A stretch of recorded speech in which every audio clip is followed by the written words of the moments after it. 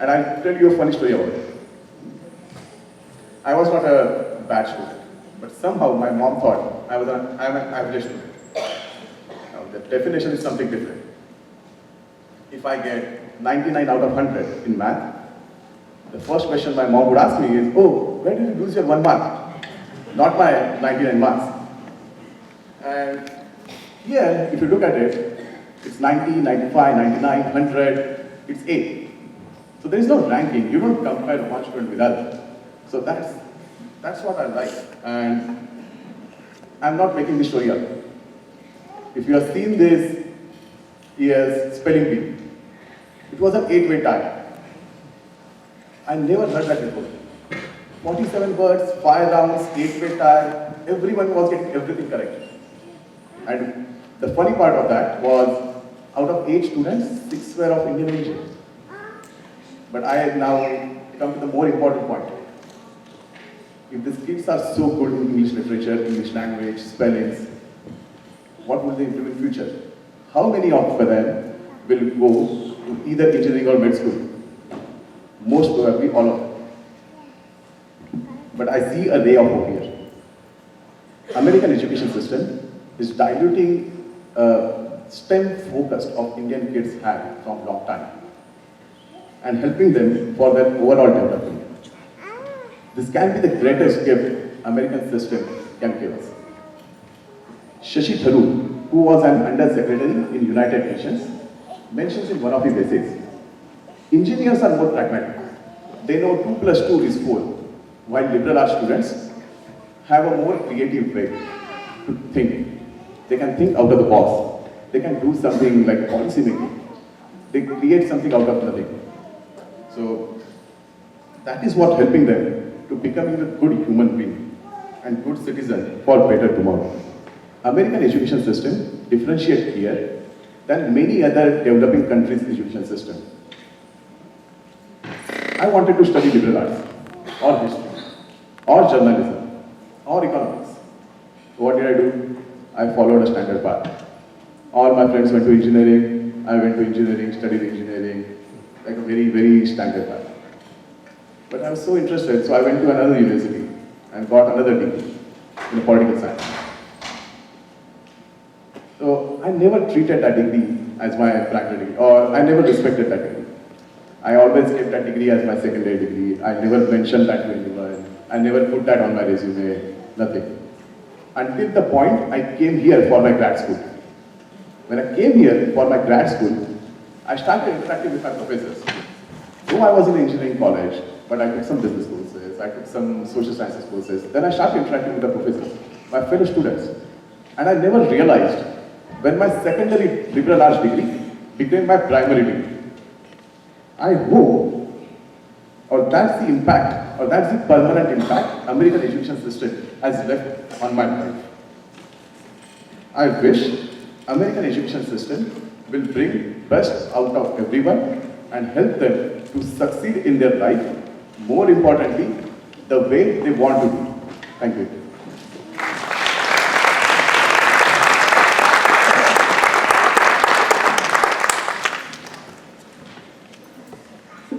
Now we will begin our cultural program. First up, we have a musical performance. It is a fusion of Western and Indian instruments. One of the featured instruments is the harmonium. The harmonium is like a stationary accordion. It is played by Ganesh Angolkar and Vedika Gaikwad. The next instrument is Ana, which is basically a snare drum. It is played by Dhruv Shahane. We also have 3 vamshis, which are similar to recorders, played by Keshava Niraniki, Arushi Gaikwad, and Janvi Ganesh.